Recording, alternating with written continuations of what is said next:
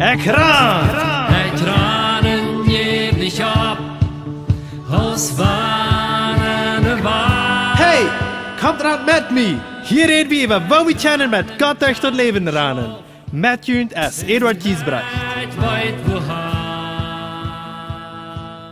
Welkom lieve vriend. Welkom tot het programma Ekran.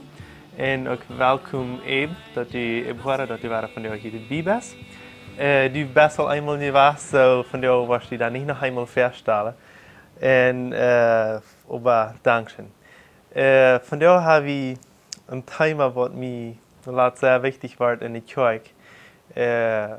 Wo du een woord brengen duits, en een predigt brengen duits. En dat ging aan alle mensen, dat ging, we zijn alle een kind. We zijn allemaal irgendwann geboren, we zijn vielleicht nu al groot, maar we zijn tenminste een kind van irgendwem. En dat ging even een thema, even Kolosser 3, vers 20 en 21. Wo dat zegt dat de kinderen zullen ouderen gehoorzaam zijn, maar de voeders zullen de kinderen niet ten zarn rijden, zegt dat.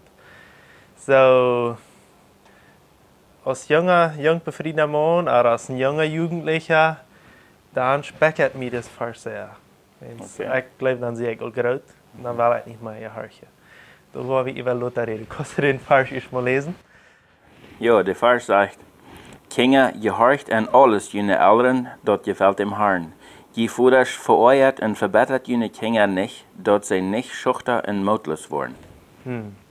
So, dat zeg wie zal hier hören. Maar wanneer moet ik gehoorzaam zijn? Ik zie je nu al bevrijd en heb al een vrouw.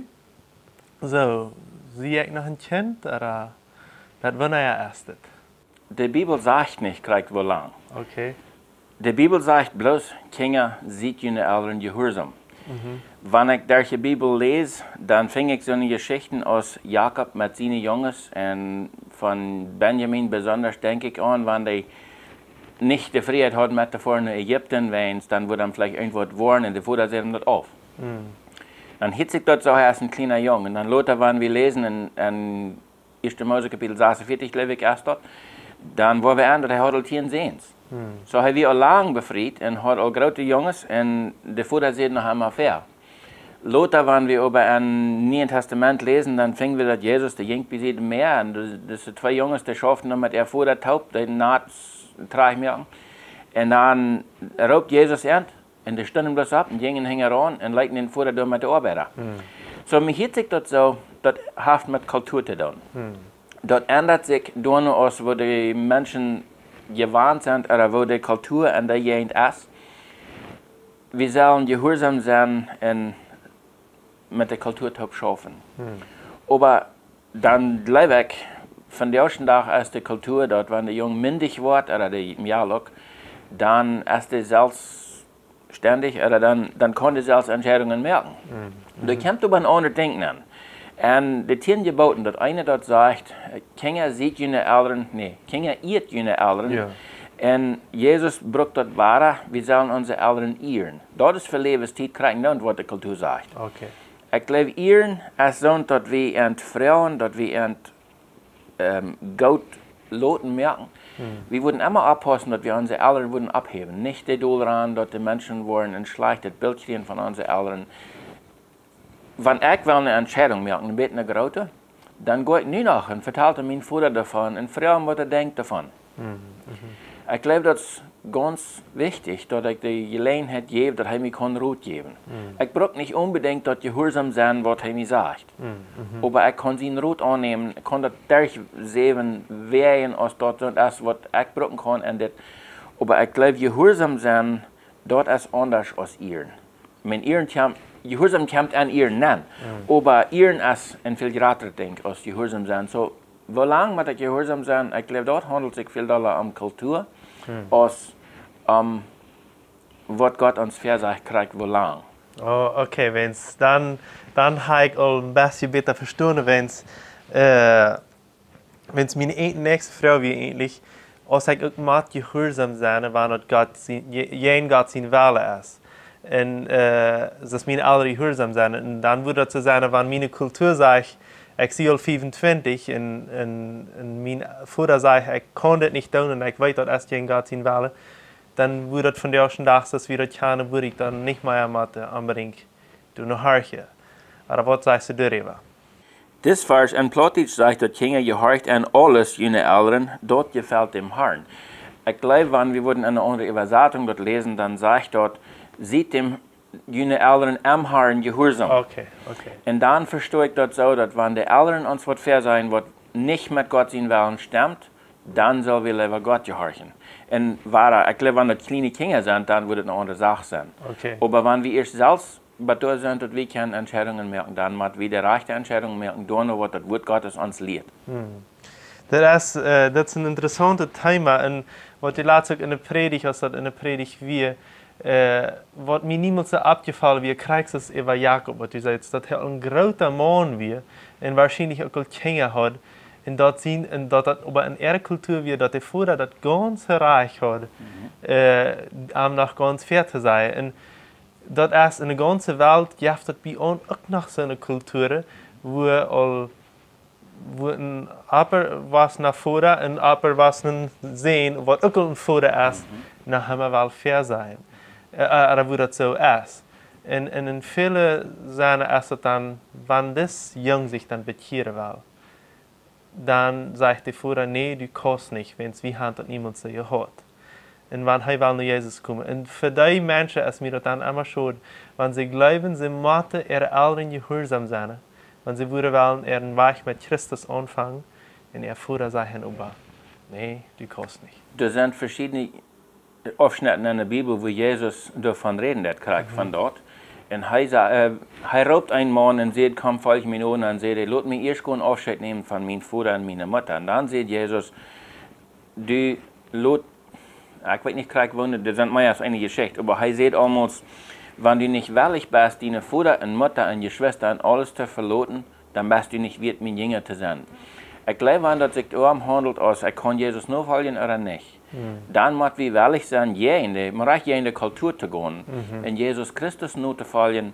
Und wenn dann Verfallung kommt, dann nehmen wir das an. Und dann ist es in der Bibel auch gesagt, dass das was kommt, wahrscheinlich. Jo. So dann hast du nicht, was gerautet, oder was bitter gewöhnlich passiert. Nee, das ist ganz normal. En dan over de nächste vers, die zegt dat, ik kan het vielleicht noch einmal lesen, aber dat zegt irgendwas so, dat de voorstelde Kinder nicht vereuren. Wird vielleicht besser noch einmal zu lesen. Je voorders vereuert und verbessert jullie Kinder nicht, dat sie nicht schüchtern und mutlos worden. So, eerst zegt hij, die zal gehoorzaam zijn, aber dan ist ein Wort an de voorsters, nicht de Kinder vereuren. Wenn wat heeft hij dit hier geschreven? Zu der Zeit, als Paulus das schreibt, dann wird die Kultur so, dass der Vater alles Recht hat über seine Kinder.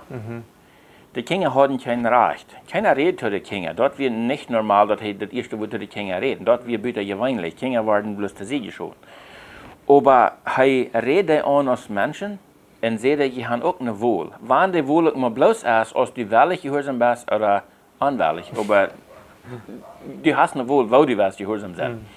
Aber dann redet er die, was die Kraft haben, die Vordersch.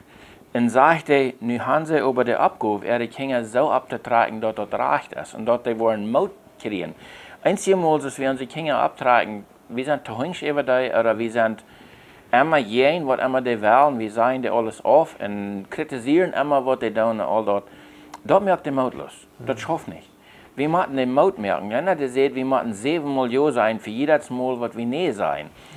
So, das merkt Kinder mutlos, wenn wir einmal bloß nee sagen. Und er sagt, wir sollen aufpassen, dass wir den nicht verbessern und mutlos mehr. Ja, und so gibt es viel vor, dass sie, man hat den Eindruck, dass sie sagen, immer das, nee. Und nur 7-mal nee sagen sie dann vielleicht einmal, na, kostet dann doch wohl. Das ist nicht mal ja, na, vielleicht, oder so.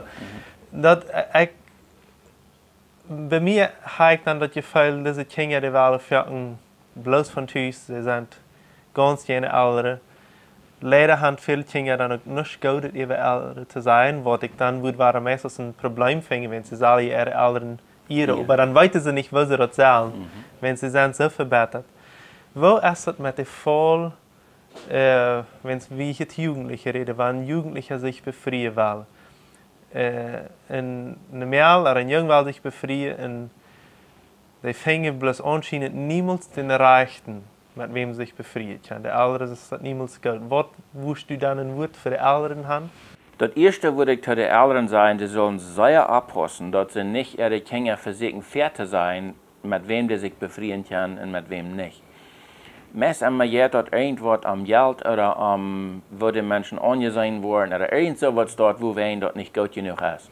Die Bibel sagt, Paulus sagt in, ich glaube 1. Korinther, sagt, hey, wir können uns befrieden mit wem wir wollen, solange es dort am Herrn passiert oder solange wir im selbstigen Glauben sind. Ich habe immer ein Problem damit, wenn die Jugendlichen sich will, mit wem befrieden, was nicht in Christ ist. Wenn die Person in Christ ist und dann die sich mit wem befriedet, was nicht ist, dann schafft das nicht, wenn die Bibel sagt, wo kann dies dann mit Dachet Gemeinschaft haben. So, ich glaube nicht, dass Eltern sollen fair sein. Eltern haben die Gelegenheit gehabt, sich zu befrieden, mit wem sie wollen, und hoffentlich können sie ihre Kinder auch die Gelegenheit geben. Der eine früh, was kann, der wir in ihr Kopf einfach nicht mehr gesund, der dacht nicht mehr recht. Der wird durcheinander geworden mit alles. Und der muss Lebenstitel an ihr liegen, wenn die Eltern haben versucht, immer fair zu sein. Und das wird das ganze Leben verdorben. Und das ist schuld, wenn das passiert. Denn die Bibel sagt, wir sollen aufpassen, dass wir das nicht tun. Ja, was ich auch sagen will, ist, dass viele junge Jugendliche, sie wollen irgendwas studieren oder irgendwas arbeiten in ihr Leben oder was tun. Vielleicht einer will Musik oder der andere will irgendwas, was die Älteren nicht mehr einverstanden sind. Das interessiert ihn so sehr. Er will immer Spiel spielen und Gitarre üben und singen und so wieder. Und die Älteren sagen, nee, aber das bringt dir nicht Geld, du wirst niemals mehr wiederkommen. Dann auf einmal, und die Älteren sagen, oh nee, du machst das und das, oder du machst ein Mädchen oder du machst eine Firma oder sie haben irgendwas in ihrem Kopf. Und folgen erst dort, sagen die Älteren zu ihren Kindern ein, was sie dort sagen, ist, dass die Kinder sollen zu Geld kommen. Und die andere Sache ist, was sie sagen, sie haben in ihr Leben mal dort und dort Welt und haben das niemals gekannt. Nu bleiben sie ihre Kinder, die haben die, ich wollte die Gelegenheit geben, aber meist die Gelegenheit geben, nu schuven sie die Hand. Und viele Kinder, dort sie verbessern sich und vereuren sich, wenn es die Eltern bloß einmal noch einen Weg schuven und nicht irgendeinen Frieden wollen geben, wenn sie all groß sind und ihre eigene Geben haben.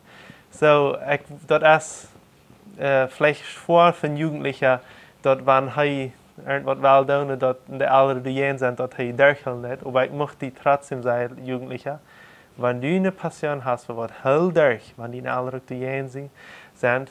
Und auch für die Eltern möchte ich sagen, lass dein Kind eine gewisse Freiheit auswählen, was entscheiden können wird. Das wird ein sehr interessantes Programm. Danke für das hier sein. Und ich möchte Ihnen alle Gottes Segen wünschen und bis zum nächsten Mal. Ciao, ciao. Dit Programm wird in Bolivien produziert. Wenn du Fragen oder ein Thema hast, dann schreib uns nur ans Facebook von Ekran oder schreib uns ein E-Mail no ekran@gmail.com.